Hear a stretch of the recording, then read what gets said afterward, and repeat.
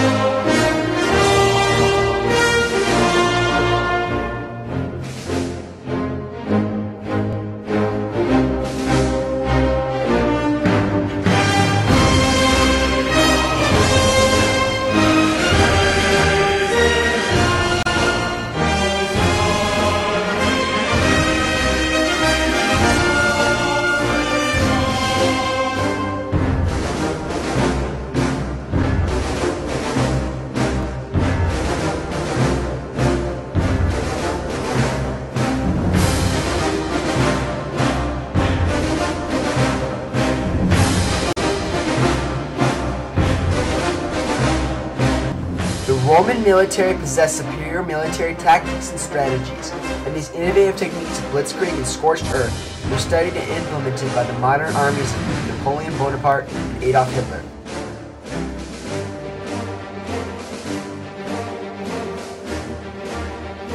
The tactic of blitzkrieg, or lightning war, was made famous by the German army during the Second World War. Blitzkrieg is characterized by the surprise and mobility of an army. As Colonel Donald Armstrong said, the Roman weapons and means of transportation were crude, but the strategy of blitzkrieg was the same and was equally effective. Romans used military intelligence as a method to surprise enemy forces. Roman commanders collected information from spies, traitors, collaborators, intercepted information, and allies to plan surprise attacks on the enemy. The mobility of the Roman army came from the organization and training of the army and the roads that stretched throughout the Roman Empire. Since the Roman army consisted mainly of professional soldiers, they were well trained and well conditioned. This, along with well-constructed roads, allowed legions to travel quicker and more effectively. Napoleon's army and the German army both used the idea of lightning warfare in various campaigns. Throughout Napoleon's military career, he implemented blitzkrieg by launching a series of quick attacks, weakening the enemy. During the invasion of Poland and France during the Second World War, the German military used the tactic of blitzkrieg to destroy enemy forces. The German blitzkrieg was characterized by Stuka dive bombers, Panzer tanks, and heavy artillery. Major Hans Oberg is a World War II veteran who served in the German army from 1939 until 1943. Hello, my name is Major Hans Oberg of the 2nd Panzer Division. I've witnessed the Blitzkrieg firsthand. When we invaded Poland in 1939, our quick and agile Panzer tanks crushed the Polish cavalry.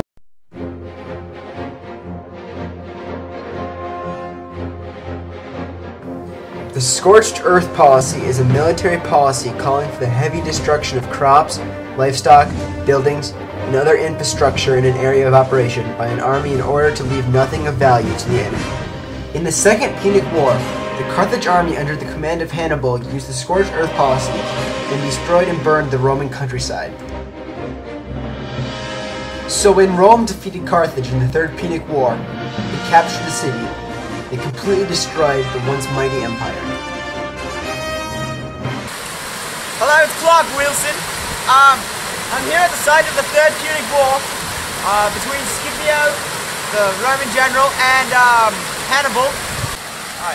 The Roman army implemented the scorched earth policy and then burned Carthage to the ground. Here I am at the ruins ruins of Carthage. It's pretty heavily burned. Also looking around this location, there are remains of buildings. The Romans probably used these in part of their scorched earth policy, which, as you may or may not know, is just the policy of burning pretty much everything to the ground so the other guy can't use it in your war. During the Lapland War in 1944, which is considered by many historians as a part of World War II, the German army burned many Finnish cities as it retreated back to Germany. In 1807, Napoleon invaded Portugal, and 1 year later invaded Spain. But after being defeated by the Spanish and their allies, the French were forced to retreat. During this campaign and retreat, Napoleon's army destroyed many cities and killed thousands of civilians.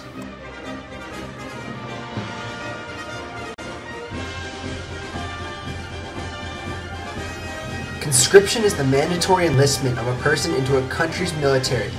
All three of these famous and successful fighting forces used conscription to strengthen and increase the size of their armies. When the Roman Empire was just a developing city-state, conscription was the only way they were able to form an army. Napoleon and Hitler noticed the success of conscription in early Rome, and the draft was used in both the Napoleonic Wars and World War II. The tactics of blitzkrieg, scorched earth, and conscription were all successfully executed by the Roman military, and Napoleon Bonaparte and Adolf Hitler studied and imitated these techniques.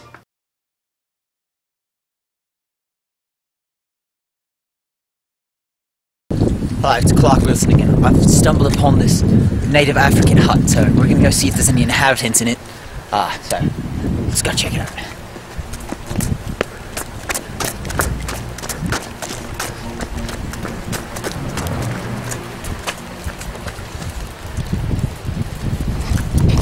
Oh, natives! Oh, natives!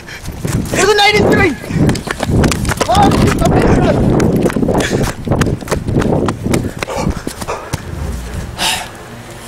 Hi, that was a close one. The natives almost got me.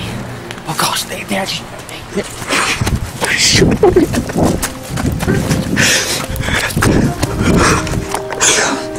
Oh god. Oh crap. There's actually people up there. They're looking for us. They're not gonna find us though. Because they're old.